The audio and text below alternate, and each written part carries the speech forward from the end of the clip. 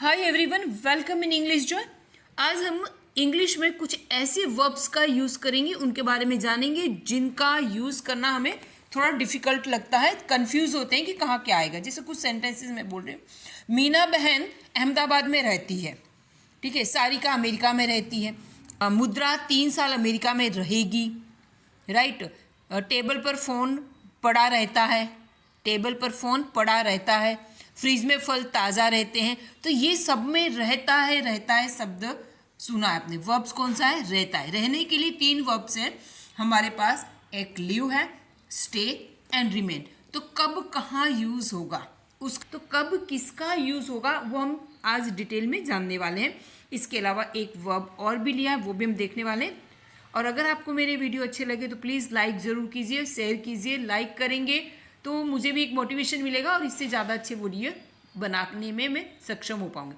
आप मेरे वीडियो को देखिए, अगर अच्छा लगता है तो कमेंट में ज़रूर पार्ट 2 बनाने के लिए ज़रूर लिखिएगा।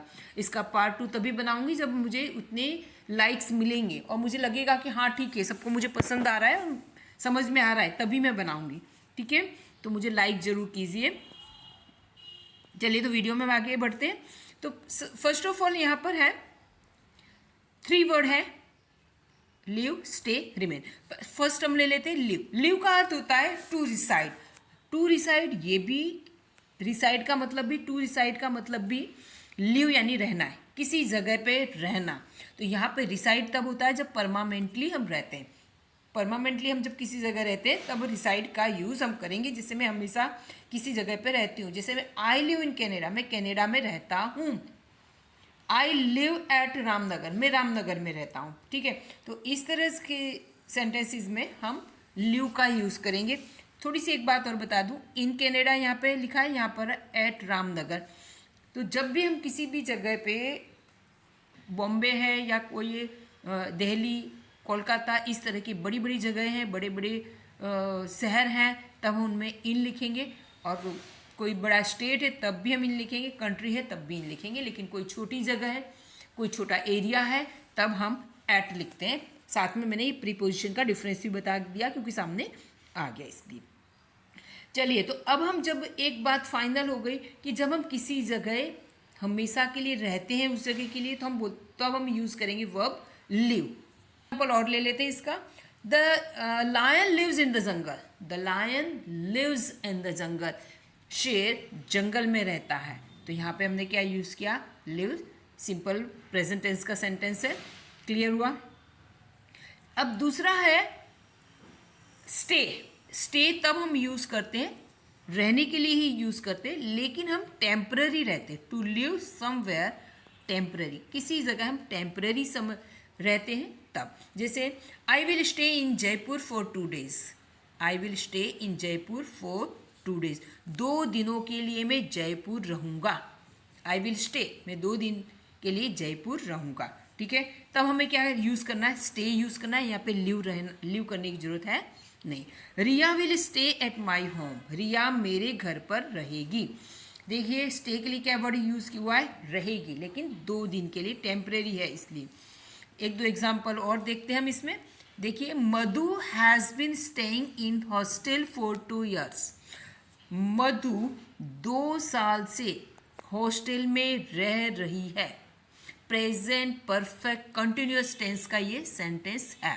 Have, has, been and verb में आईएनजी मीन्स वर्ब की 4th फॉर्म यहाँ लगानी है। ठीक है, चलिए, एक तो ये हो गया। We stay Kashmir for 5 days। देखो यहाँ पर हमने क्या यूज़ किया? स्टे। क्यों स्टे यूज़ किया? क्योंकि हम 5 दिन कश्मीर रुके, हम 5 दिन कश्मीर रहे।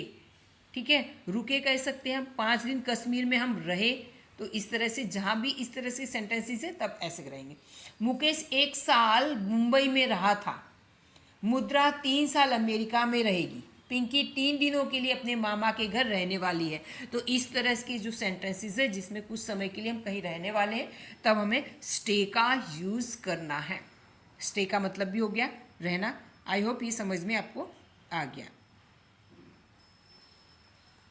नेक्स्ट है रिमेन। रिमेन का अर्थ भी होता है रहना, लेकिन ये तब रहना है, रिमेन यानी stay in the same condition. कोई चीज़ ज्यों की त्यों बनी रहे, जैसी है वैसी ही स्थिति में रहे तब हम रिमेन का यूज़ करते हैं। जैसे मैं एग्जांपल बताऊंगी, एसी से रूम ठंडा रहता है, तो रहता है शब्द, एसी से रूम ठंडा रहता है ये भी रहना हुआ।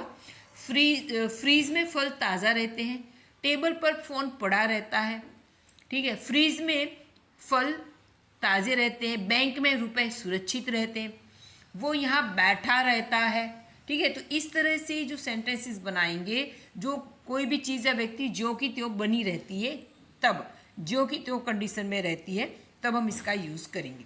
चलिए इसके एग्जाम्पल्स देखते हैं। Water remains cold, water remain, देखो रिमेन्स का यूज हुआ, water remains cold in pot, बर्तन में, पोट यानी बर्तन समझ दो, या मटका, पोट यानी मटका, मटके में पानी ठंडा रहता है, ठीक है। यहाँ पे ये सिंपल प्रेजेंट टेंस का है, वाटर के साथ वर्ब में एस लगा है, सिंपल प्रेजेंट टेंस का, मटके में पानी ठंडा रहता है, ठीक है। School remains close, school remain, school रहते हैं, स्कूल रिमेन्स, स्कूल रहते, कैसे रहते, क्लोज ऑन संडेज, रविवार को स्कूलें बंद रहती हैं, ठीक है। आई होप कि ये समझ में आया होगा। आगे देखते हैं, fruits remain fresh in the refrigerator, refrigerator हम जिसे फ्रीज कहते हैं पर एक्चुअली रेफ्रिजरेटर प्रॉपर वर्ड है।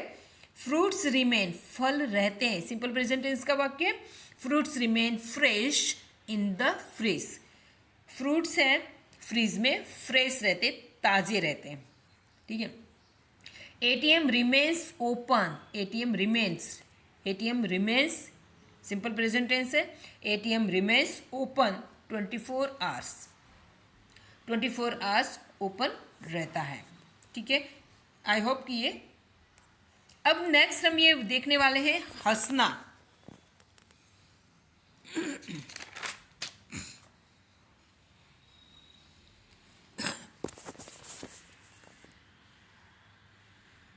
ध्यान दीजिए, अब हंसना है, ये वर्ब है, हंसने के लिए हमने लिया है स्माइल, हंसना, स्माइल यानी हंसना, लाफ, मॉक, गीगल, इन चारों का मतलब होता है हंसना। पर इन किस जगह कौन सा वर्ड यूज करेंगे हम देखते हैं। चलिए अब मैं देखती हूँ, जैसे मैंने कहा राधिका मोहन को देख के मुस्कुराई, ठीक है। राहुल का जोक सुनकर सभी मित्र जोर से हंसने लगे, राइट, है ना, उसकी बात सुन के सभी लोग हंसने लगे।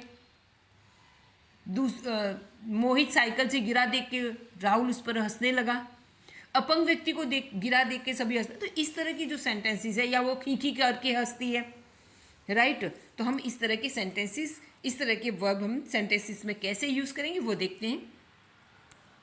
फर्स्ट ऑफ हम लेते हैं स्माइल। स्माइल का हम यूज कब करेंगे, ये स्माइल जब फेशियल एक्सप्रेशन शोविंग हैप्पीनेस और प्लेजर, चेहरे पे जो एक्सप्रेशन आते हैं वो आपकी हैप्पीनेस और प्लेजर बताते हैं, यानी बहुत आप खुल के नहीं हंस रहे हो पर आपके चेहरे से आपकी हंसी नजर आ रही है, तो आप कहते हैं smile. The child smiled at mother, the child smiled at mother, बच्चा माँ की ओर मुस्कुराया। राधिका स्माइल्स, ये पास्ट टेंस का है, स्माइल्ड, यहाँ पे smiles. Radhika smiles eight Mohan, Radhika Mohan की ओर मुस्कुराती है उसको देख के। चलिए देन है लाफ। लाफ का मतलब होता है हंसना, पर यह हंसना कैसा है, जोर जोर से हंसना, ठीक है, जिससे मुंह से आवाज आ रही है उस तरह से। After watching jokers tricks the children begin to laugh, joker की ट्रिक्स देख के, जोकर्स की ट्रिक्स देख के बच्चे क्या करने लगे, बिगिन टू लाफ, हंसने लगे, ठीक है। यहाँ पे सॉरी, यहाँ पे मैंने बिगिन की जगह बिगिन आना है, यहाँ पे begin, okay. After watching jokers tricks the children begin to laugh, बच्चे हंसने लगे, okay. Then everyone was laughing at Hetal's joke, everyone was laughing, हर कोई हंस रहा था, एवरीवन वॉज लाफिंग, हर कोई हंस रहा था, एट हेतल्स जोक, हेतल के जोक पर हर कोई हंस रहा था। यानी ये हंसने वाला कैसा है, खिलखिला के हंस रहा है, जोकर की बात सुन के या कोई जोक से सुन के सभी लोग जोर जोर से लोटपोट हो जाते हैं, तब हम लाफ कहते हैं, ठीक है। तो हम किसका यूज़ करेंगे, लाफ का यूज़ करेंगे। नेक्स्ट है गीगल। गीगल का अर्थ होता है टू लाफ इन अ सिली वे, मूर्खता भरी हंसी, है ना। कोई ऐसे हंसता है जो मूर्खता भरी हंसी, खींची खींची करके हंसता रहता है, तो इसको कहते हैं खींची करके हंसना, ठीक है, जिसकी हंसी पे दूसरे को गुस्सा आए, अच्छा ना लगे उस तरह। Madhavi had a habit of giggling, Madhavi had a habit of giggling, Madhavi को खींची करके हंसने की आदत है। Madhavi had a habit of giggling, ठीक है। नैना गीगल्स होल डे, नैना पूरे दिन खी करके हंसती रहती है, ठीक है। तो इस तरह के जो सेंटेंसेस है, अगर आपको ये वीडियो पसंद आया है प्लीज़ सब्सक्राइब कीजिए और मुझे पार्ट 2 लिखिए, तो मैं इसका पार्ट 2 भी बनाने वाली हूँ। Okay, bye till next video. अगर आपको इसमें समझ में आया है तो आप अपने आप कुछ कमेंट कर सकते हैं, आपको अपने आप कोई सेंटेंसेस बना के कमेंट कर सकते। Okay, bye till next video, bye.